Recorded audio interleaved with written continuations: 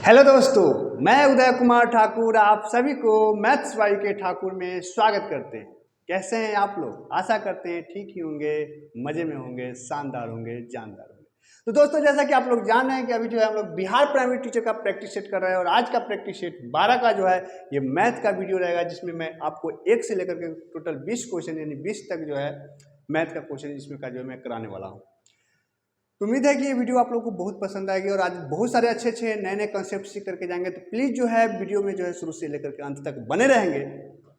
और यदि आप मेरे वीडियो पे जो है मेरे चैनल पे नए हैं तो चैनल को सब्सक्राइब करके जो है बेल आइकन को दबा लेंगे। तो चलिए बिना टाइम लॉस किए हुए जो हम लोग धुआंधार तरीके से शुरू करते हैं। पहला क्वेश्चन आप लोगों को दिख रहा होगा कि यदि एक बिंदु P से जो है O केंद्र वाले किसी वृत्त पर PA और PB स्पर्श रेखाएं परस्पर 110 डिग्री के कोण पर झुकी हो तो कोण POA का मान क्या होगा। देखिए मेरे दोस्त, इसके लिए सबसे पहले आप फिगर को एक ड्रॉ करते हैं। ये O केंद्र वाला मान लीजिए कि एक जो है क्या है, वृत्त है, और एक P एक बिंदु है। P एक बिंदु है जहाँ से इस पर दो गो स्पर्श रेखा खींचा गया है। ठीक है, मान लीजिए यहाँ A है और ये रहा आपका B। तो PA PB दो स्पर्श रेखाएं हैं।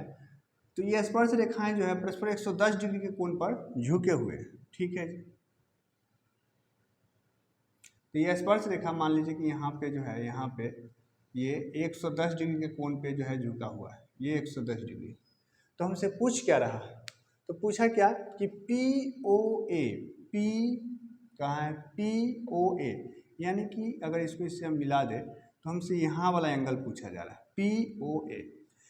तो देखो मेरे दोस्त, मैं जानकारी के लिए बता दूं कि ये एक थ्योरम होता है कि जब किसी वृत्त को कोई बराहा बिंदु से जो है इस प्रकार से दो स्पर्श रेखाएं खींची जाती है तो ये वाला एंगल जो देख रहे हैं ये पूरा एंगल यानी कि एंगल AOB और ये वाला जो देख रहे हैं एंगल APB, ये दोनों का योगफल होता है 180 डिग्री।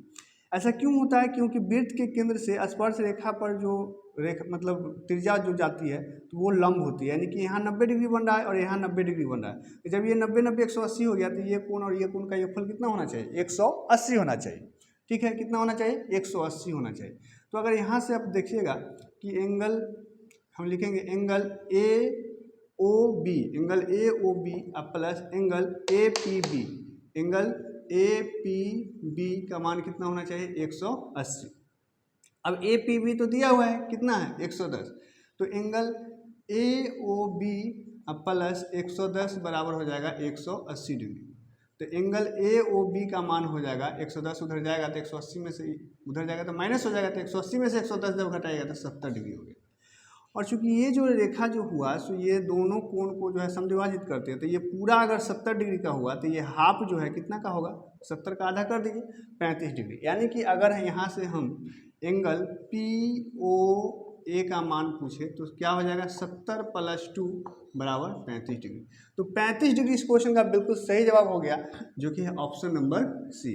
तो उम्मीद करते हैं ये जनरली इतना मैं करके दिखाया, ये मतलब ओरली क्वेश्चन है कि जैसे ही आप यहाँ देखिए 110 तो यहाँ मान लीजिए कि यहाँ हो जाएगा 70 और 70 का आधा पूछा है, 70 का आधा 35। तो ऐसे ही करने वाला क्वेश्चन था। देखिए अगला क्वेश्चन, देखिए ये भी टाइम एंड वर्क का बहुत मजेदार क्वेश्चन है। कहता है A और B एक काम को क्रमशः 10 दिन और 15 दिन में कर सकता है। देखिए मेरे दोस्त, A जो है किसी काम को 15 दिन में किया और B जो है A किया है 10 दिन में, ठीक है ना, और B करता है 15 दिन में। तो 15 और 10 का लघुत्तम 30 होगा। ये 30 क्या है? मान लीजिए टोटल काम है। तो अगर A 10 दिन में काम करता है तो 10 से इसमें जब भाग दीजिए तो 10 3 30, एक दिन में क्या वो काम करता है? 3 दिन, 3 गो। और B 15 दिन में करता है, यानी 15 दूना 30, तो ये एक दिन में क्या वो काम करता है? 2। ठीक है, अब होता क्या है, B का काम जो है प्रारंभ करता है, मतलब B शुरू करता है और 5 दिन के बाद, मतलब 5 दिन तो अकेले किया ये, तो B जो है 5 दिन का B का काम कितना हो जाएगा? 5 × 2 यानी कि 10 काम तो हो गया। 10 काम जो है B अकेले कर लिया 30 काम में से। उसके बाद A भी जुड़ जाता है। अब A भी जुड़ गया तो अगर 30 काम था 10 काम हो गया, तो A जब आया तो अब A और प्लस B मिलके अब कितना दिन में काम कर लेगा? तो 20 को काम बचा है, 10 काम हो गया, 30 काम में से 10 काम हो गया तो 20 काम ना बचा हुआ है जी। और दोनों मिलके 5 यूनिट से करेगा, मतलब 5 के एक दिन में 5 काम, ये 3 काम है, ये 2 काम, तो एक दिन में 5, यानी कि 5 4 कितना? 5 चौके 20। तो ये 4 दिन में ये कर लेगा। अब बात को समझिएगा कि B तो अकेले 5 दिन किए हुए था, बी अकेले 5 दिन किए हुए था, ठीक है, बी अकेले 5 दिन किए हुए था और उसके बाद 4 दिन जोड़े भी किया, साथ भी किया। तो बी जो है, बी कितना दिन काम किया, तो बी जो है 9 दिन काम किया। बी कितने दिन किया, 9 दिन। और ए कितना दिन करता है, ए तो यही 4 दिन किया, ए जो है 4 दिन किया। समझ आ गया। तो अब अगर हम पूछे कि ये तो दिन न किया, काम क्या वो किया, तो आप कहोगे कि ये बी का जो है एक दिन में 2 काम है, तो बी जो है 9 दूना 18 काम कर लेता है और ए जो है 4 तिया 12 काम कर लेता है। 18 12 30 हो गया। ए एक दिन में 3 काम करता है तो 9 दिन में 4 तिया 12 काम किया। बी एक दिन में 2 काम करता है तो 9 दिन में 18 काम। अब जिस रेशियो में ये आया काम, वही रेशियो में ना पैसा बटेगा। तो हमको पैसा कितना दिया हुआ है, पैसा दिया हुआ है 60 रुपया। तो 60 रुपया का हिस्सा जो है, सीधी सी बात कि 30 का दुगना 60 होगा, तो ये सब का भी दुगना दुगना हो जाएगा। नहीं तो आप ऐसे भी सोच सकते हैं कि 18 और 12 का अगर आप अनुपात निकालिएगा तो 3:2 होगा, 3:2 होगा, ठीक है। तो 3:2 होगा, तो ये 3:2 5 अनुपात से ही इसको आपको क्या करना है, 60 रुपया को बांटना है। देखो मेरे दोस्त, जैसे कि ये 30 यूनिट काम हुआ, 30 यूनिट काम का रुपया मिल रहा है कितना, 60 रुपया। 30 यूनिट काम का जो है पैसा मिल रहा है 60 रुपया। तो ये 18 यूनिट काम किया, तो यहाँ से देखिए 30 दूना 60, यानी 1 यूनिट का कीमत हो गया 2 रुपया। समझ रहे हैं।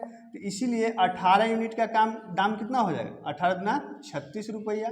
और 12 यूनिट का काम कितना हो गया, तो 12 दूना 24 रुपया। इसका मतलब ए को 24 रुपया मिलेगा और बी को 36 रुपया। 24-36 इस क्वेश्चन का बिल्कुल सही जवाब हो जाएगा, जो कि है ऑप्शन नंबर बी। तो थोड़ी सी जो है ये हल्का सा कैलकुलेटिव था, नहीं तो कुछ नहीं। तो उम्मीद करते हैं कि दोनों क्वेश्चन समझ में आ गया होगा। चलिए चलते हैं नेक्स्ट क्वेश्चन की तरफ। हाँ तो मेरे दोस्त देखेंगे, तीसरा क्वेश्चन है कि यदि किसी घन के किनारे को 2 सेंटीमीटर बढ़ा दिया जाए तो उसका आयतन जो है 488 सेंटीमीटर स्क्वायर बढ़ जाता है। तो इस स्थिति में घन के प्रत्येक किनारे की लंबाई क्या है, यानी कि भुजा क्या है। ऑप्शन दिया हुआ है 8 सेंटीमीटर, 9 सेंटीमीटर, 6 सेंटीमीटर। उपयुक्त में से एक से अधिक या उपयुक्त में से कोई नहीं, ठीक है। अब देखिए, कुछ क्वेश्चन को बनाने से अच्छा रहता है कि अगर आप ऑप्शन बेस्ड जल्दी कर सकते हैं। बनने को तो बनेगा ही, लेकिन टाइम जो है लग जाएगा, तो इसलिए ऑप्शन बेस्ड। देखिए, इस क्वेश्चन को ऑप्शन से करना बहुत आसान रहेगा। कह रहा है कि 2 सेंटीमीटर भुजा बढ़ जाने से जो है क्षेत्रफल कितना हो जाता है, मतलब आयतन कितना हो जाता है, 488 सेंटीमीटर। उसका आयतन जो है ये घन क्यू होगा, ठीक है ना। उसका आयतन जो है 488 सेंटीमीटर क्यूब बढ़ जाता है। तो देखिए, आप लोग जानते हैं कि घन का आयतन होता है भुजा क्यू। घन का आयतन क्या होता है, भुजा क्यू। तो अगर मान लीजिए कि हम पहला ये मान के चलते हैं, तो 8 का क्यूब क्या होता है, 8 का क्यूब होता है 512, ठीक है।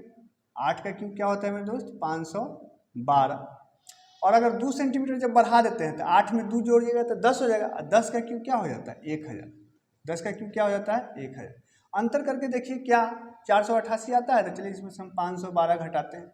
10 में से 2 गया 8, 9 में से गया 8, यहाँ बचा 9 में से 5 गया 4, 488 आ गया। यानी पहला ही ऑप्शन को पकड़ा गया, यानी ऑप्शन नंबर ए ही इसका सही जवाब। कितना आसानी से हो गया। अब अगर इसको ऑप्शन से आप नहीं कीजिएगा तो x मानना पड़ेगा, a + b के होल के ऊपर चलना पड़ेगा, माइनस करना होगा और फिर एक द्विघात समीकरण होगा, उसको तोड़िए, बहुत पेचीदा हो जाएगा, ठीक है। तो उम्मीद करते हैं कि समझ गए होंगे, ठीक है ना। तो ऑप्शन बेस्ड भी कुछ क्वेश्चन को कर लेने में समझदारी होता है। अगला क्वेश्चन देखिए, कहता है 6 छात्रों का एक समूह ने किसी परीक्षा में भाग लिया, ठीक है जी। बाद में परीक्षा देकर एक और अन्य परीक्षार्थी समूह में शामिल हो गए। तो नए छात्र के प्राप्तांक को भी जोड़ने पर, जब नया छात्र जो आया उसका प्राप्तांक जो है नंबर जोड़ने पर क्या हुआ कि समूह का अंक जो है ना औसत से 3 बढ़ गया। तो कहता है कि नए छात्रों का प्राप्तांक समूह के पहले से जो है औसत अंक से कितना ज़्यादा है। नया का जो है, नया स्टूडेंट का जो है नंबर जो है समूह के पहले के औसत अंक से कितना ज़्यादा है। देखिए, औसत का क्वेश्चन जो है आप 90 से 95 क्वेश्चन को बिना पेन चलाए हुए जो है आप ओरली कर सकते हैं, अगर थोड़ी सी समझ के करें तो। मेरी बात को ध्यान से सुनिएगा। 6 वो छात्र है, जो अगला 7वां छात्र आया, जितना नंबर, मतलब इन लोगों का जितना भी औसत था, 10, 20, 50, 60, 100 जो भी औसत था, अगर वो भी 7वां छात्र भी औसत मतलब नंबर उतना ही लाता जितना कि लोग का औसत था, तो क्या कुछ भी औसत में वृद्धि होती, नहीं होती। यहाँ कह रहा है कि वो जो उसका नंबर जोड़ा गया तो औसत 3 बढ़ गया। औसत कितना बढ़ गया? 3 बढ़ गया।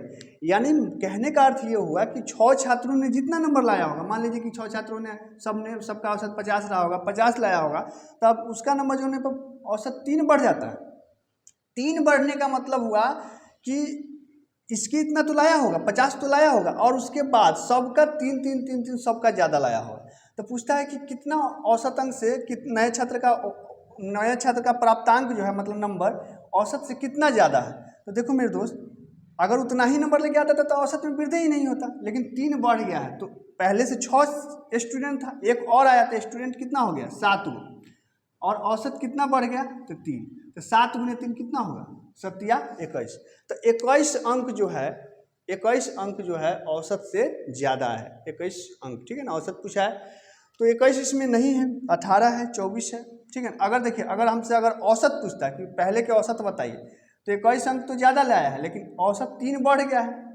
तो 21 में से 3 माइनस करते तो 18 आंसर हो जाता है। लेकिन हमसे औसत नहीं पूछा है, कहता है कि नए छात्र का प्राप्तांक जो है समूह के पहले औसत अंक से कितना ज़्यादा है, तो 21 से ज़्यादा है। तो ऑप्शन नहीं है, तो हम किसके साथ चले जाएंगे? ऑप्शन नंबर ई के साथ, यानी कि उपयुक्त में से कोई नहीं। तो उम्मीद करते हैं कि दोनों क्वेश्चन समझ में आ गया होगा। अगर क्वेश्चन समझ में आ रहा है, वीडियो अच्छा लग रहा है, तो प्लीज़ वीडियो को लाइक कर दीजिए, और चैनल सब्सक्राइब नहीं किया तो चैनल को सब्सक्राइब कर लीजिए। तो चलिए चलते हैं नेक्स्ट क्वेश्चन की तरफ। हाँ तो मेरे दोस्त देखेंगे, 5वां क्वेश्चन जो है बहुत ही सिंपल सा है, इसको सरल करना है। देखिए, इस टाइप के क्वेश्चन में ना इधर कुछ भी रहे, आप क्या करो कि लास्ट का जो है यहाँ मतलब इधर से ये शुरू का जो अंक है 9 के बाद कौन सा अंक है जो स्क्वायर होता है? तो 16, और 16 का वर्गमूल क्या होगा? 4। तो इसका सही जवाब 4 हो जाएगा। लेकिन चूंकि ये बीपीएससी है, यहाँ ऑप्शन डी भी रहता है उपयुक्त में से एक से अधिक, तो ये तो होगा नहीं, और उपयुक्त में से कोई नहीं भी रहता है, तो इसलिए रिक्स का लेंगे, बना लेंगे। देखिए 1024 जो है, आपको मालूम होगा कि ये 32 का स्क्वायर होता है, यानी इसका वर्गमूल यहाँ से इसका सॉल्व करने पर 32 आएगा। तो जब इसमें 32 जोड़िएगा तो ये 3 2 5 9 3 12, तो वहाँ से ले 1 1 2 225, और 225 जानते हैं कि 15 का वर्गमूल होता है, मतलब 225 का वर्गमूल क्या होता है? 15 होता है, ठीक है ना। तो इसमें जब 15 जोड़िएगा तो 5 4 9 हो गया, 3 1 4 हो गया। 49 का वर्गमूल क्या होता है? 7। 9 7 16 हो जाएगा। 16 का वर्गमूल क्या होता है? 4। तो ऑप्शन नंबर 4 ही जो है इसका बिल्कुल सही जवाब हो जाएगा। तो उम्मीद करते हैं कि समझ में आया होगा। इसके लिए जो है आपको स्क्वायर कुछ याद रहना चाहिए, तो आप जल्दी से कर लोगे। नहीं तो ट्रिक, अगर आपको तुक्का लगाना है तो यहाँ वाला संख्या को देखिए, 9 है, तो जैसे यहाँ तो 9 दे दिया, हो सकता है 10 रहता है, 11 रहता है। इसके बाद देखिए कि इसके बाद कौन सा पूर्ण वर्ग संख्या है, तो 9 के बाद 16, और स्क्वायर लगा हुआ है तो 16 का वर्गमूल क्या होगा? 4। तो रूट लगा हुआ है तो 16 का वर्गमूल क्या होगा? 4 कर देंगे। अगला क्वेश्चन देखिए, वह छोटी से छोटी संख्या, देखिए जैसे ही छोटी से छोटी संख्या नजर आए समझ जाइए कि किसका क्वेश्चन है? एलसीएम का क्वेश्चन। तो वह छोटी से छोटी संख्या ज्ञात करें जिसे 20 25 35 40 से विभाजित करने पर क्रमशः इतने इतने इतना शेष बचे। देखिए शेष जो दिया हुआ है, अगर गौर से देखिएगा तो सब में जो है 5 का अंतर है। जैसे 20 से भाग देने पर 15 शेष बचता है 5, 25 से 20, 35 से 30, और 40 से 35। इसका मतलब है कुछ नहीं करना है कि इसका आप एलसीएम निकालो, एलसीएम निकाल के जो आएगा उसमें 5 माइनस कर देना है, बस, और कुछ नहीं। तो देखिए एलसीएम कितना होगा, तो आपको निकालना है एलसीएम। एलसीएम निकालना है किसका किसका? 20 का, 25 का, और 35 का, और ये 40 का। देखिए आप जैसे एलसीएम निकालिए, आप जैसे ये भाग विधि द्वारा निकालते हैं उस प्रकार से निकाल सकते हैं, इसमें कोई दिक्कत नहीं है, आपको जैसे सहूलियत लगे निकाल सकते हैं। देखिए हम कुछ अलग निकालने की कोशिश करते हैं, जैसे इसको हम 4 गुने 5 लिख सकते हैं, 4 5 20 लिख सकते हैं, 5 गुने 5 लिख सकते हैं, 50 25 ठीक है लिख सकते हैं, 5 गुने 7 लिख सकते हैं, और ये 8 5 40, यानी कि 4 गुने 5 गुने 2 लिख सकते हैं, 4 5 20 गुने 40। अब देखिए यहाँ ध्यान से देखिएगा तो 5 जो है मैक्सिमम कितना है? 2 गो, तो 5 तो 2 गो आएगा ही, तो ये खत्म हो गया, इसमें क्या? 5 खत्म, एगो 5 खत्म, ठीक है ना, इसको 5 खत्म। अब 4 जो है तो एगो 4 ले आइए, ठीक है ना, तो 4 भी खत्म हो गया, और एगो 2, तो 50 25 चौके 100, और 100 में 2 से गुना होगा तो कितना हो गया? 200। ठीक है, क्या मैंने सही किया है? कुछ गड़बड़ हो रही? अच्छा, एगो 7 छूट गया, राइट, तो ये 7 भी है, और कोई नहीं छूटा, ठीक है। तो 50 25 चौके 100, 100 में 2 से तो 200 हो गया, 200 में 7 से, तो 200 में 7 से करेंगे तो कितना हो गया? 1400।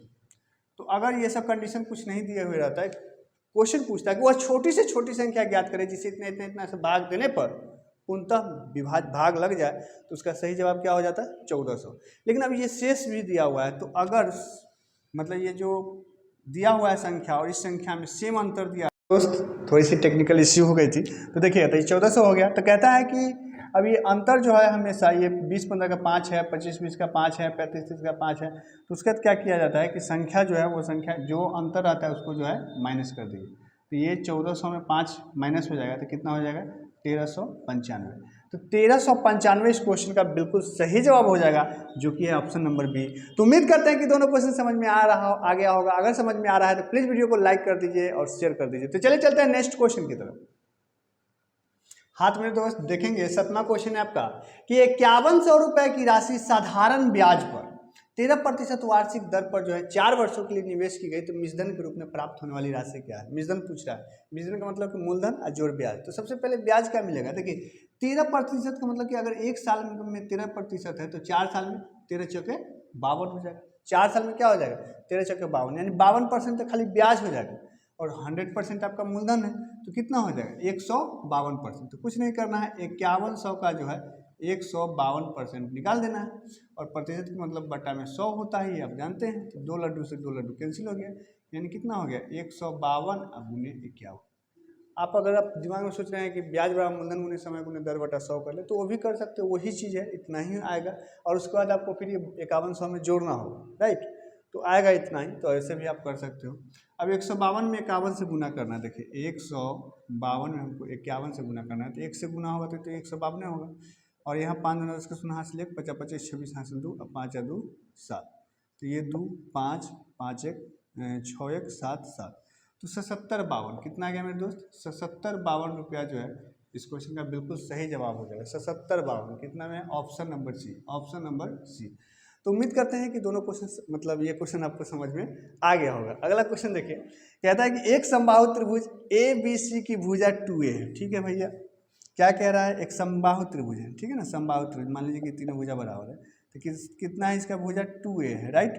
अब इस पर अगर हम एक लंब डालते हैं तो यही लंब हमसे पूछा रहा है, तो कह रहा है कि उसके प्रत्येक शीर्ष लंब की लंबाई क्या होगी। देखिए समबाहु त्रिभुज का क्षेत्रफल क्या होता है, तो आप जानते होंगे रूट 3/4 इंटू भुजा का स्क्वायर, यही होता होगा। त्रिभुज का ऐसे त्रिभुज का क्षेत्रफल क्या होता है, चाहे समबाहु त्रिभुज हो चाहे कोई भी त्रिभुज, तो क्या होता है 1/2 आधार गुणे शीर्ष, ये भी लगा सकते हैं। तो आधार जो है, आधार यहाँ कितना है, आधार हम 2A ले लेते हैं और शीर्ष लंब तो हमें मालूम नहीं है, तो ये हमको निकालना है शीर्ष लंब, ठीक है ना। 1/2 आधार गुणे शीर्ष लंब, ये √3/4, अब भुजा जो है आपका 2A है ना, तो 2A का स्क्वायर। देखिए ये 2 से तो 2 कैंसिल हो गया, तो यहाँ से आप शीर्ष लंब बराबर जो है, शीर्ष लंब बराबर क्या हो जाएगा, शीर्ष लंब बराबर हो जाएगा ये 2 दूना 4 A स्क्वायर हो जाएगा, है ना।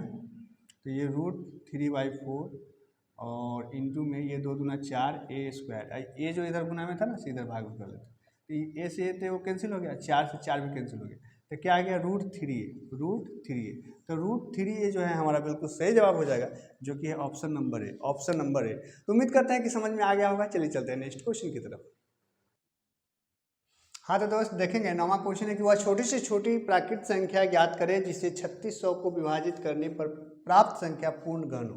देखिए जब भी आपको इस प्रकार से एक संख्या दिया हो और छोटी से छोटी चाहे संख्या पूछे तो आपको इसको क्या करना होगा, अभाज्य गुणनखंड करना होगा। तो चलिए 3600 का जो है हम लोग अभाज्य गुणनखंड करेंगे, तो ये 2 से लगेगा, है ना, 1800, ये 2 से 900, फिर 2 से 450, अब फिर 2 से 225, है ना, और 225 जो है अगर थोड़ी सी ध्यान दीजिए तो अब नीचे करने की ज़रूरत नहीं है। 225 जो है 15 का स्क्वायर होता है, तो हमको तो घन करना है, तो 15 का स्क्वायर आएगा, यानी कि 3 गुने 3 और 5 गुने 5 आएगा, ठीक है ना। 15 गुने 15 तो 3 1 15 में जो है 3 गुने 5 होता है, तो 2 को 3 2 को 5 आएगा। अभी इसका गुणनखंड करेंगे तो घन के लिए हमको 3 गो चाहिए, ठीक है ना। कितने चाहिए 3, तो 3 गो अगर कोई भी संख्या जैसे 2 गुने 2 गुने 2 हुआ तब ये पूर्ण घन बनेगा। तो ये तो 15 का स्क्वायर है, ये वो 2 है, तो ना तो 15 का स्क्वायर होगा ना 2 होगा। तो विभाजित करने में जितना एक्स्ट्रा चीज़ रहता है उससे भाग कर दिया जाता है। तो 15 का स्क्वायर और 2 यानी कि दोनों गुना होगा तो 450। 450 जो एक्स्ट्रा पार्ट है, मतलब ये जो किसी का क्यू नहीं हो रहा है, तो इसी से भाग कर देंगे तो ये कट जाएगा, 450 कट जाएगा, 2 गुने 2 गुने 2 बच जाएगा। यानी इसलिए इसका सही जवाब क्या हो जाएगा? Option number A. Option number A. समझ में आया मेरे दोस्त? इसको जब आप करोगे तो देखिए 3600 का जो है 3600 का अभाज्य गुणनखंड आपको आएगा, ये 2 गुने 2 गुने 2 गुने 2, 4 को 2 हो गया। उसके बाद 3 गुने 3 और 5 गुने 5 आएगा। तो पूर्ण घन में, मतलब पूर्ण घन बनने के लिए 3 गो चीज का पेयर होता है, तो 3 गो हो गया। अब अगर गुना करने वाला रहता तो यही में 2 गो 2 और गुना कर देते, एक पेयर पूछ जाता, एगो 3 है एगो 5 लगता, लेकिन भाग करने वाला है तो इसको हटाना होगा, इसको भी हटाना होगा, इसको भी हटाना होगा। यानी पूरे को जब गुना कीजिएगा तो 50 25 तिहाई 75 और 75 दूना 150 और 150 तिहाई 450। तो 450 इस क्वेश्चन का बिल्कुल सही जवाब हो जाएगा। उम्मीद करते हैं कि समझ में आ गया होगा। अगला क्वेश्चन देखिए, कहता है किसी वस्तु को 3241 रुपये में बेचने पर उसी वस्तु के समान दर से 1342 रुपये में बेचने पर प्राप्त हानि से 11% अधिक लाभ प्राप्त होता है। मतलब इतना पर बेचने पर जो लाभ होता है ना, वो 1342 के बेचने पर हानि से 11% अधिक लाभ प्राप्त होता है। तो उस वस्तु का क्रय मूल्य ज्ञात कीजिए। देखिए मान लीजिए कि क्रय मूल्य जो है आपका, क्रय मूल्य सीपी जो है कितना है? 100 रुपया है। मान लीजिए कि सीपी कितना है? 100 रुपया। तो यहाँ जो है आप देखेंगे कि लाभ बराबर क्या होता है? तो लाभ बराबर होता है विक्रय मूल्य और माइनस क्रय मूल्य, है ना। तो विक्रय मूल्य यहाँ कितना है? 3241 है और माइनस क्रय मूल्य कितना है? 1 है। ये जो है इतना बेचने पर होने वाले हानि से, यानी कि हानि कब होगा? हानि हो जाएगा आपको क्रय मूल्य माइनस विक्रय मूल्य, यानी 1 माइनस 1342, 11% अधिक है। मतलब इससे जो है ये 11% अधिक है। तो 11% अधिक मतलब 111%। तो हम गुने 111/100 भी बोल सकते हैं। बस हिसाब खत्म। ठीक है, तो अब क्या होगा? अब जो है इस 100 से जो है उधर जब आप क्रॉस गुना कीजिएगा तो देखिए ये 111 से इधर कीजिए और 100 से उधर कीजिए, तो ये हो जाएगा आपको 3241 गुने 111 और माइनस ये 111x बराबर, ये उधर जाएगा तो ये 100x हो जाएगा, है ना।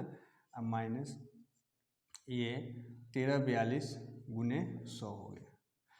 अब ध्यान दीजिएगा, इसको जब उधर कीजिएगा, ठीक है ना, इसको जब उधर करेंगे तो ये जो है 111 जो इधर माइनस में है उधर जाएगा तो प्लस में हो जाएगा। क्या नीचे दिख रहा है? चलिए तो देखिए, तो थोड़ा सा अब इसको हमको सॉल्व कर लेना है। तो ये हो जाएगा आपको 3241 गुने 111 और इधर आएगा तो ये प्लस हो जाएगा, ये 1342, 100 से गुना करके 2 लड्डू बैठाइए देते हैं। इधर जाएगा तो ये हो जाएगा 111 100 तो कितना हो जाएगा? 211x, 211x।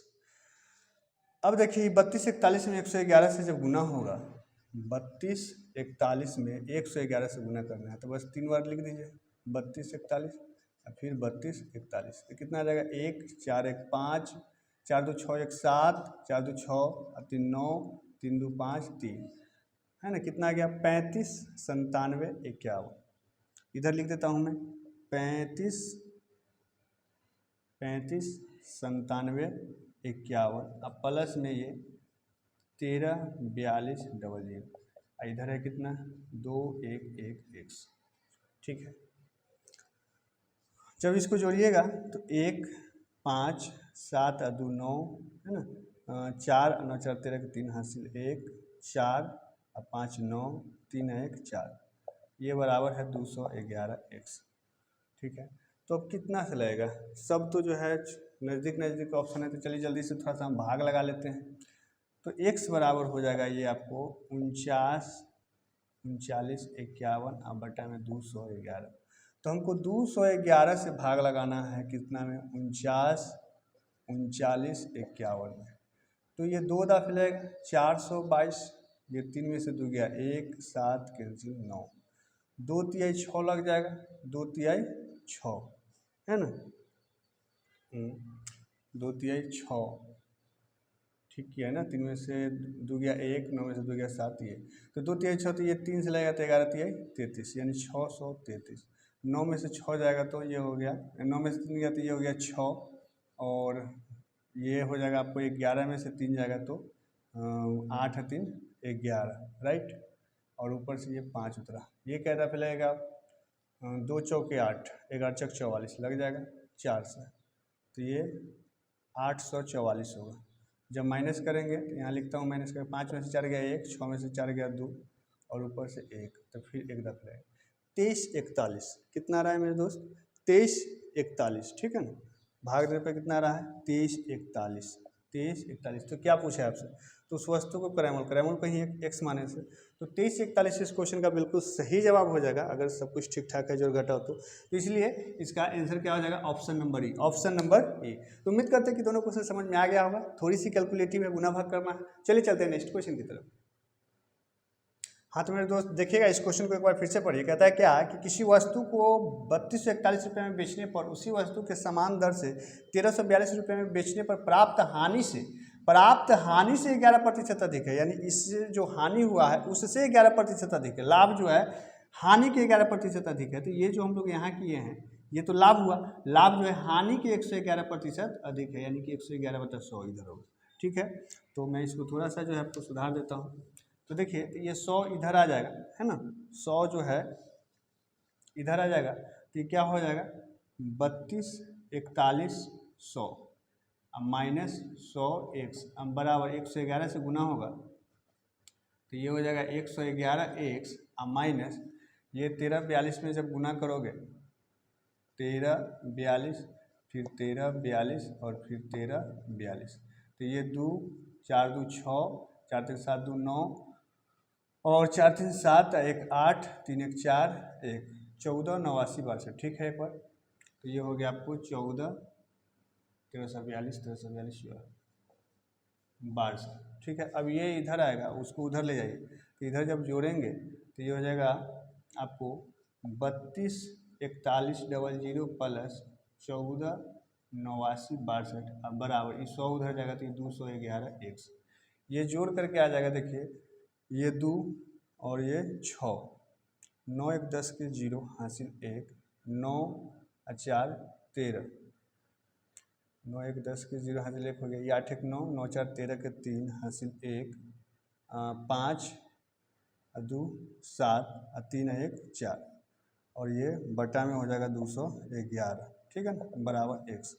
तो इसको जब भाग दीजिएगा, है ना, एक बार फिर से देख लीजिए, 211 से भाग देना है आपको 47 30 62 में, 47 30 62 में, तो 200 2 दूना 2 दफे लग जाएगा, तो ये हो जाएगा 422 1 5 और ये कैंसिल, ऊपर से उतरा 0, तो फिर अब कितना से लगेगा, तो 2 3 6 तो नहीं लगेगा, 2 से लगेगा, तो ये 422 8 8 कैंसिल, ऊपर से 6, तो 2 चौके 8 11 चौक 44, अब 4 से लग जाएगा, तो 2 2 4 वाला है ऑप्शन, 2 2 4 वाला है ऑप्शन नंबर ए। तो यहाँ 4 से लगाइएगा तो ये हो जाएगा 844 844, घट के आएगा 2, 8 में से 4 गया 4 और ऊपर से 2, तो फिर 2 से लग जाएगा, ठीक है ना, 422। तो कितना ऑप्शन हो जाएगा मेरे दोस्त, ऑप्शन नंबर है 2242 रुपया, 2242 रुपया इस क्वेश्चन का बिल्कुल सही जवाब हो जाएगा। तो उम्मीद करते हैं समझ गए होंगे, थोड़ा सा जो है यहाँ मिस्टेक हुआ था, हमने सही किया। चलिए चलते हैं नेक्स्ट क्वेश्चन की तरफ। हाँ तो मेरे दोस्त देखेंगे 11 नंबर क्वेश्चन है, कहता है कि 63 लीटर मिश्रण में दूध और पानी का अनुपात 3:4 है, ठीक है जी। पहले ये अनुपात पहले जो है कितना है, तो 3:4 है। उसके बाद क्या हुआ कि यह अनुपात बदल जाता है, अब ये अनुपात बदल के कितना हो गया, तो 3:5 हो गया। तो मिश्रण में मिलाया गया अतिरिक्त पानी की मात्रा ज्ञात कीजिए। देखिए ये ही क्वेश्चन हूबहू हम पीछे कुछ शीट में करवा चुके हैं, फिर से ये रिपीट क्वेश्चन है। तो आप देखिए यहाँ जो है पहले जो अनुपात 3:4 दिया है, यानी टोटल अनुपात कितना है, तो 3 4 7, तो 7 अनुपात के ही मान नहीं 63 लीटर है, समझ रहे हैं। तो 7 7 4 3 7 7 नमा कितना 7 नमा 63, यानी यहाँ से पता चल गया कि 1 अनुपात के मान 9 है, 1 अनुपात के मान 9 है। अब देखिए मिलाया गया है क्या चीज, पानी, तो पानी तो दूध पहले जितना था अभी भी है, ठीक है जी। पानी पहले 4 था 5 हो गया, यानी क्या अनुपात पानी मिल गया, 1 अनुपात, और एक ही अनुपात के तो मान कितना है 9, यानी इसका सही जवाब कितना हो जाएगा 9 लीटर, 9 लीटर। उम्मीद करते हैं समझ गए होंगे, बहुत ही सिंपल क्वेश्चन था। ये क्वेश्चन देखिए कहता है कि ऐसे आयत का परिमाप ज्ञात कीजिए जिसकी लंबाई जो है चौड़ाई से 5 मीटर अधिक हो। ध्यान दीजिएगा, लंबाई चौड़ाई से 5 मीटर अधिक हो और परिमाप का मान जो है उसके क्षेत्रफल के माप का 1/3 के बराबर हो। उसके परिमाप जो है क्षेत्रफल के मान के जो है 1/3 के बराबर हो। देखिए अब इसको जब बनाने जाइएगा तो इसमें भी जो है एक द्विघात समीकरण तैयार होगा, फिर जो है उसको आपको फैक्टराइज करके तोड़ना होगा। इससे अच्छा है कि इसमें भी हम लोग ऑप्शन बेस्ड चलेंगे।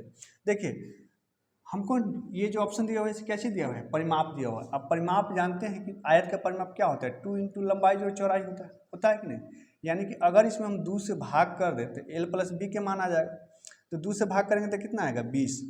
अब 20 का कोई ऐसा 2 भाग बताइए जिसका अंतर क्या हो 5 हो, जिसका अंतर क्या हो 5 हो। कैसे तोड़िएगा, देखिए अगर आप सोच रहे हैं कि 15 5 तोड़ते हैं, जोड़ने पर 20 आना चाहिए और घटाने पर 5, तो 15 5 तोड़ते हैं तो 15 5 के तो अंतर 10 हो जाएगा, लेकिन यहाँ अंतर 5 ही मीटर अधिक कर रहा है। तो ऐसा कोई संख्या ही आपको नहीं समझ में आएगा, है ना, जो कि इसको ये कंडीशन को फुलफिल करे, तो ये आपका ऑप्शन मतलब नहीं होगा। ठीक है, ये अगर इस हिसाब से तोड़िएगा तो ये जाएगा आपको 10 12.5 और 7.5 में, ऐसा में जाएगा। तो वो तो होगा नहीं क्योंकि दशमलव है नहीं। इसमें देखिए इसमें जब 2 से भाग करेंगे तो 40 आएगा। अब 40 को बताइए कि 5 के अंतर में होना चाहिए, है ना, तो 40 में जो है 5 के अंतर में, तो इसमें भी नहीं होगा। इसमें भी होगा जी, इसमें भी जो है कोई मतलब आपने 20 तोड़िएगा, 20 40। अब 5 का अंतर करने के लिए 2.5 इधर जोड़ना होगा, 2.5 इधर घटाना होगा, यानी 22.5 17.5 करना होगा। दशमलव में तो है नहीं, ये भी नहीं होगा। 17 को जब हाफ कीजिएगा तो 30 होगा। अब 30 को कैसे तोड़ सकते हैं, तो ये 15 15। अब 5 का अंतर करने के लिए 2.5 इधर प्लस करना होगा, 2.5 माइनस, तो ये 17.5 12.5 होगा। ये भी पॉसिबल नहीं है। तो जब तीनों ऑप्शन पॉसिबल नहीं है तो इसका सही जवाब क्या हो जाएगा, ऑप्शन नंबर ई। ऑप्शन नंबर ई। उम्मीद करते हैं कि समझ में आया होगा। चलिए चलते हैं नेक्स्ट क्वेश्चन की तरफ। हाँ तो मेरे दोस्त देखेंगे 13वां क्वेश्चन है कि यदि a बटा बी एक भीट है, ठीक है जी, जहाँ a बराबर b माइनस 3 है और a प्लस 10 बटा b minus a by b बराबर 10 बटा 7 हो, तो a बटा बी का मान ज्ञात कीजिए। देखिए ये जो इक्वेशन दिया पहले हम लोग इसको सॉल्व करते हैं। a प्लस 10 बाई बी अब माइनस a बाई बी बराबर दिया है 10 बटा 7। देखिए नीचे जब सेम है तो ऊपर जुड़ जाएगा, तो ये b है तो a प्लस 10 अब माइनस a बराबर 10 बटा 7। a से a कैंसिल हो गया, ठीक है ना, और 10 से 10 भी कैंसिल हो गया। यहाँ से आपको पता चल गया कि b का मान कितना आ गया 7। b का मान कितना आ गया 7। अब इस b का मान जब यहाँ रखोगे तो a का मान आ जाएगा, b का मान जब यहाँ 7 रखोगे तो 7 माइनस 3, 7 में से 3 जाएगा कितना 4। तो इसीलिए आपका a बटा बी कितना हो जाएगा मेरे दोस्त, a बटा बी हो जाएगा, a का मान आया 4 और b के मान आया 7। तो 4 बटा 7 इस क्वेश्चन का बिल्कुल सही जवाब हो जाएगा, जो कि है ऑप्शन नंबर सी। तो उम्मीद करते हैं कि समझ में आ गया होगा। अगला क्वेश्चन देखिए, कहता है पी क्यू आर जो है एक बिजनेस स्टार्ट करता है। पी है, क्यू है और आर है। कितना कितना पूंजी लगाया है 35,000, ये लगाया 45,000 और ये लगाया 55,000। तो अगर अनुपात निकालिएगा तो 3 0 से तो सबसे पहले ख़त्म कर दीजिए। 5 से 5 7 35, 5 9 45, 11 55। यानी कि आप देखेंगे कि 7:9:11 के अनुपात में पूंजी लगाया है, ठीक है ना। अब फायदा हुआ कितना 40,500। तो जिस अनुपात में पूंजी लगा हुआ है उसी अनुपात में फायदा बटेगा। तो यहाँ आप देखेंगे कि अगर अनुपात को जोड़ते तो 11 और 9 20 और 20 और 7 27। तो 27 अनुपात का मान जो है अगर कितना दिया हुआ है 40,500, ठीक है ना। तो अगर इसको आप काटिएगा तो 27 एक दफ़े 3 13 135 आएगा। तो 135 तो 27 × 135, ठीक है, डबल यानी एक अनुपात के मान आ गया कितना 1500। एक अनुपात के मान आ गया 1500। तो जब एक अनुपात के मान 1500 तो 7 अनुपात के मान 15 7 105, डबल लड्डू लगा देते हैं। 15 9 135, डबल लड्डू लगा देते। अब 15 में 11 से गुना होगा तो 165, 15 9 के 150 और 15 तो 165। यानी कितना जवाब हो जाएगा 10,500, 13,500 और 16,500। 10,500 13,500, ये 19 है नहीं, 10,500 13,500 16,500। तो option number B is the right answer. तो उम्मीद करते हैं कि दोनों क्वेश्चन समझ में आ गया होगा। चलिए चलते हैं नेक्स्ट क्वेश्चन की तरफ। हाँ तो मेरे दोस्त देखेंगे 15वां क्वेश्चन कहता है कि एक वस्तु को 25 से 40 रुपये में बेचने पर प्राप्त लाभ जो है उस वस्तु को 18 से 50 रुपये में बेचने पर हुई हानि के बराबर है। देखिए जब भी आपको इस प्रकार का क्वेश्चन दिया हुआ है कि इतना में बेचने पर जितना रुपया का लाभ होता है उसे इतना ही में बेचने पर मतलब फिर एक दूसरा विक्रयमूल्य दिया हुआ रहेगा, उतने में बेचने पर उतना ही का जो है हानि प्राप्त होता है। तो क्रयमूल्य ज्ञात कीजिए। तो जब भी लाभ और हानि जब बराबर दिया हुआ रहे, दो अलग अलग विक्रयमूल्य दिया हुआ रहे, तो आपको क्या करना है कि क्रयमूल्य निकालने के लिए जो दोनों विक्रयमूल्य को जोड़ दीजिए, ठीक है ना, और 2 से भाग कर दीजिए, बस हो गया। तो 2540 प्लस 1850 बटा 2, ठीक है। जब जोड़िएगा तो 0 5 4 9 8 5 13 3 हासिल 1 3 1 4 2 1 3 1 4 बटा 2।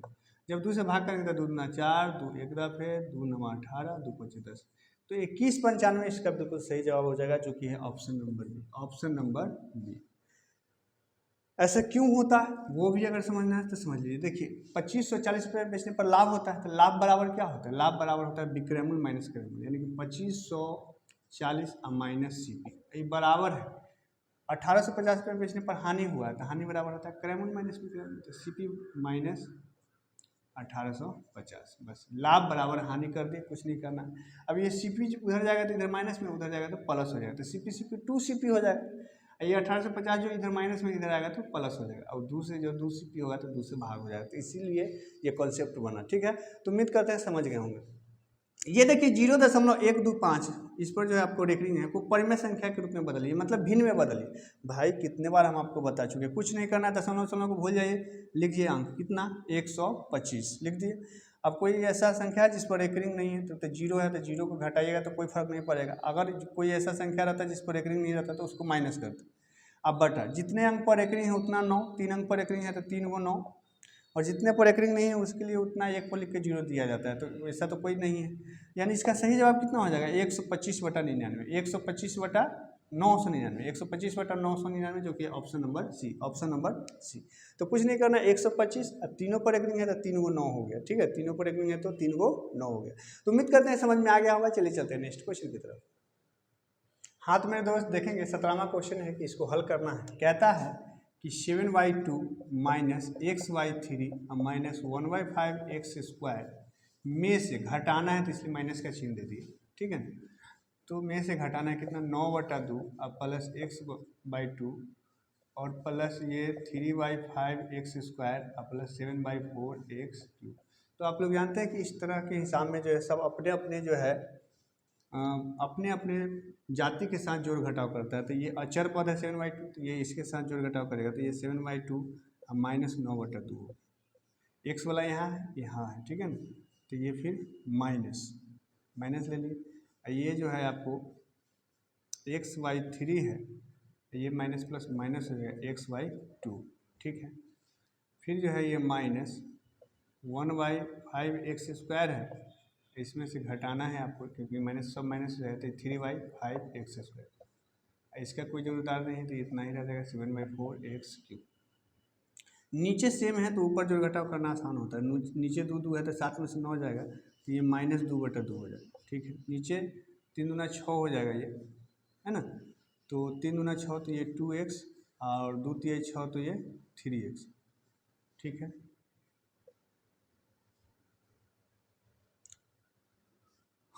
अब देखिए ये जो है आपको नीचे जब सिम है तो ऊपर कितना हो जाएगा, 1 में से 3 जाएगा तो ये -2x स्क्वायर अब बटा ये 5 और ये -7/4 x क्यूब। अच्छा एक चीज़ और समझिएगा, जैसे कि ये 7/2 अब -9/2 लिख दिए, लेकिन इसमें हम माइनस कॉमन लिए तो इसमें माइनस कॉमन लिए तो x/3 हुआ। ये जब माइनस कॉमन ले लेंगे तो ये x/2 जो है ये प्लस में होगा, है ना। यहाँ की क्या चीज़ में हो जाएगा, प्लस में, राइट। उसी प्रकार इसमें अगर हम माइनस कॉमन ले लिए हैं तो ये बचा, उसी प्रकार यहाँ भी जो है ये 3/5 जो है प्लस हो जाएगा। तो ये 3 कितना हो जाएगा, 3 4/5 एक्स स्क्वायर हो गया, और इसका तो है -7/4। तो यहाँ देखिए यहाँ ये 2 से 2 कट जाएगा, राइट। तो आ क्या रहा है, इधर लिख देता हूँ, 2 से 2 कटने के बाद ये आएगा -1, है ना। और ये 3 2 5 यानी कि -5/6x, ठीक है। ये देखिए ये हो गया -4/5 x स्क्वायर और ये -7/4 x क्यूब। तो सब माइनस में जाएगा, यही हमारा आंसर हो गया। उम्मीद करते हैं समझ में आ गया होगा। देखिए कहता है अगला क्वेश्चन 18वां कि 2a + 1/2a = 6 है, तो 64a की पावर 6 प्लस 1/64a की पावर 6 का मान क्या होगा। सबसे पहले एक चीज़ देख लीजिए कि अगर आपको x + 1/x बराबर अगर p दिया हुआ रहे तो एक्स स्क्वायर प्लस 1/x² जो होता है p² -2 होगा और x³ प्लस 1/x³ जो होगा वो क्या होगा PQ -3p होगा। ठीक है, तो ये फार्मूला ध्यान रखें। अब इसी का हम इसमें यूज करेंगे। मान लीजिए कि सर x है तो 6 दिया हुआ है, तो पहले हम 3 वाला निकाल लेते हैं और 3 के पावर 2 करेंगे तो 3 दूना 6, या पहले 2 वाला भी निकाल के 2 के पावर 3 होगा तो 2 तिहाई 6, दोनों से कर सकते हो। या तो पहले इसको मान निकालिए इसका, तो हम चलिए पहले इसको निकाल लेते हैं क्योंकि क्यों आसान रहेगा करना। तो यहाँ देखिए जब इस पर पावर 3 चढ़ाएंगे तो ये 2 दूना 4 दूना 8 हो जाएगा। इसका पावर क्यू करेंगे ना जी, तो 2a का क्यू, ये 2 दूना 4 दूना 8a³ हो जाएगा, राइट। 8a³ अब प्लस 1/8a³ तो फार्मूला क्या है PQ यानी 6 का क्यू अब -3p यानी 3 × 6, 6 × 6 216 हो गया -18, तो ये 216 में से एक 18 जब घटाइएगा तो 198 आ गया। अब इसका जब हम फिर स्क्वायर करेंगे, क्या करेंगे स्क्वायर करेंगे तो 8 का स्क्वायर हो जाएगा 8 × 64, इसका स्क्वायर करेंगे 2 देंगे तो 3 दूना 6 यानी a के पावर 6 अब प्लस 1/8 × 64 a के पावर 6, 64 a के पावर 6। तो स्क्वायर वाला का फॉर्मूला क्या है कि स्क्वायर उस जो दिया हुआ है उसका स्क्वायर करके 2 घटाना है, यानी कि 198 का स्क्वायर -2 करना है। अब 198 का स्क्वायर क्या होगा 8 × 64, 64 में से 2 जाएगा तो 2, इकाई अंक 2, बहुत चालाक है, सबका इकाई अंक 2 ही दिया है। चलिए हम लोग जल्दी से देख लेते हैं 198 का हमको स्क्वायर देखना है। तो 8 × 64 के 4 हासिल 6, 9 × 72 6 × 78 हासिल 7, 8 × 7 15, 9 × 72 के 2 हासिल 7, 9 × 9 81 7 88 हासिल 8, 9 × 8 17 और ये 1891। ठीक है, तो ये हो गया 4 और 8 2 10 के 0 हासिल 1, 8 8 16 16 5 21 22 के 2 हासिल 2, 11 7 18 1 19 के 9 हासिल 1, 1 1 2 1 3, तो कितना आ गया 39 204। इसमें से 2 माइनस कीजिएगा तो कितना आ जाएगा 39 202, 39 202, 39 202 जो कि ऑप्शन नंबर है। तो उम्मीद करते हैं कि समझ में आ गया होगा। चलिए चलते हैं नेक्स्ट क्वेश्चन की तरफ। हाँ तो मेरे दोस्त देखेंगे 19वां क्वेश्चन है कि यदि 1.5x बराबर है 0.05y के तो y - x + y + x का मान किसके निकटतम हो। देखिए जब इसका वैल्यू आप निकालना चाहेंगे तो ये y को जब इधर लाएंगे तो ये हो जाएगा x/y, ये 0.05, ये जब 1.5 इधर आएगा तो इधर आएगा तो बटा में हो जाएगा। अब देखिए ऊपर दशमलव के बाद 2 अंक है, इधर एक ही अंक है, तो इसको 2 अंक को करने के लिए एक 0 लगा दिया। अब क्या हो गया कि दशमलव खत्म हो गया, दशमलव खत्म होने का मतलब इसे खत्म हो गया तो ये हो गया 5 और नीचे है आपको 150। ठीक है, 5 तिया 15, ठीक है, यानी कितना आ गया 1/30 आ गया। x का मान 1, y का मान 30। ठीक है, तो अब रख दीजिए, तो y का मान जब 30 रखिएगा, x का मान 1 रखिएगा और ये 30 अब +1 कीजिएगा तो क्या हो जाएगा, ये 29/31 होगा। अब भाग दे के निकाल लीजिए किसके निकटतम होगा, 31 से भाग देना है 29 में तो 0 से होगा। जब दशमलव दीजिएगा तो 0, 9 दफे लगेगा है ना, कितने से लगेगा 9 से, 9 इकाई 9 और 9 तिया 27, तो ये 1 हो गया, 8 में से 7 गया तो 1 कैंसिल, ऊपर से फिर 0, तो 9 वाला 2 गो ऑप्शन है देखना पड़ेगा। तो देखिए 30 तिया 90, 30 4 से तो नहीं लगेगा, 3 से लगेगा, तो ये 3 3 3 93, ये 10 में से 3 गया 7, ये 10 में से 9 गया 1 17 आएगा, फिर 0, 3 6 18 तो ज़्यादा हो जाएगा तो 3 5 15 वाला होगा लेगा। ठीक है, तो ऑप्शन क्या हो जाएगा 0.935 है ना, 935, 1 मिनट जैसे कि 935 है, एक बार और चेक करना होगा तो ये 94 भी बहुत नज़दीक जा रहा है। ठीक है, तो ज़रा देख लेते हैं, तो ये 31 बचे। तो देखिए एक जैसे कि सन्निकट वैल्यू का एक मतलब अप्रॉक्सी मान निकालना आप लोग जानते होंगे कि अगर दशमलव के 2 अंक ऐसे 3 अंक तक के निकाले हैं तो कितना आ रहा है 135 आ रहा है, मतलब 935 आ रहा है, लेकिन यहाँ 94 भी दिया हुआ है। तो अगर जैसे कि आप लोग जानते हैं कि जैसे 2 अंक तक के मान निकालना हो तो अगर 5 से ज़्यादा रहता है तो पीछे वाला में 1 जुड़ जाता है, 5 से कम रहता है तो कुछ नहीं होता है, लेकिन 5 ही रहे तो 5 रहे तो अगर विषम संख्या रहता है तो उसमें आप 1 जोड़ सकते हैं, यानी इसका सही जवाब जो है कितना हो सकता है 0.94 हो सकता है। ऐसे मैं एक बार देख लेता हूँ कि इसका बुक जो है क्या आंसर दे रहा है। तो बुक जो है यही आंसर दे रहा है, तो रहने दीजिए इसको, ठीक है। चलिए अगला क्वेश्चन देखिए, ये दिया हुआ है कि √5 - 1 और √5 + 1 है बराबर a + b√5 है, तो a और b का मान पूछा है।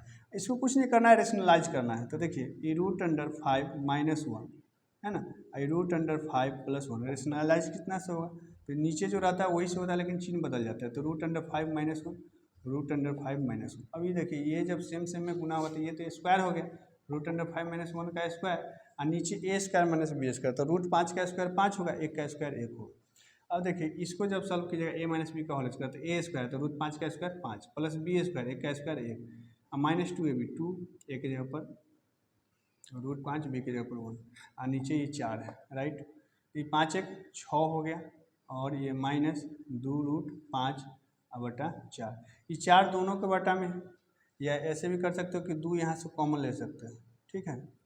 तो ये दोनों को बटा में ही कर देते हैं, तो देखिए 6/4 हो जाएगा, और -2/4 √5 हो जाएगा।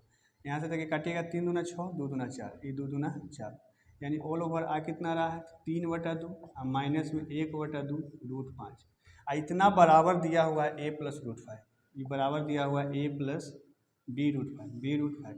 जब तुलना कीजिएगा तो देखिए a का मान कितना हो गया 3/2, a का मान हो गया 3/2, अब b का मान कितना हो गया, b का मान, तो b का मान हो गया -1/2। तो उम्मीद करते हैं कि ये दोनों क्वेश्चन समझ में आ गया होगा, और आज का वीडियो आप लोगों को अच्छा लगा होगा। आज का वीडियो थोड़ा सा जो है मॉडरेट सेट था, तो थोड़ी सी कहीं कहीं आप लोगों को परेशानी लगी हुई होगी कि भाई इतना हार्ड है, चाहिए है वो है। तो देखिए जब आप बड़े बड़े या थोड़ा सा टफ क्वेश्चन का प्रैक्टिस करके रखिएगा, तो जो है अगर आसान क्वेश्चन आएगा तो जल्दी से जल्दी कर पाइएगा, और टफ क्वेश्चन भी आ गया तो उसको भी करने की आप में धैर्य रहेगी, ठीक है। तो उम्मीद करते हैं कि ये वीडियो आप लोगों को अच्छा लगा होगा। अगर वीडियो अच्छा लगा हुआ है तो प्लीज़ लाइक करके जाइएगा, इसे ग्रुप में शेयर कीजिए, और चैनल सब्सक्राइब नहीं किए हैं तो चैनल को सब्सक्राइब करके बेल आइकन को दबा लीजिए। और हाँ, आप लोग कमेंट नहीं करते हैं, वीडियो कैसा लगा, अच्छा लगा, बुरा लगा, जो भी जैसा लगा, एक बार प्लीज़ कमेंट बॉक्स में जरूर लिखिए, उसका जो है हम रिप्लाई देंगे। तो उम्मीद करते हैं कि ये सेशन पसंद आया होगा। मिलते हैं एक नए वीडियो में, तब तक के लिए जय हिंद।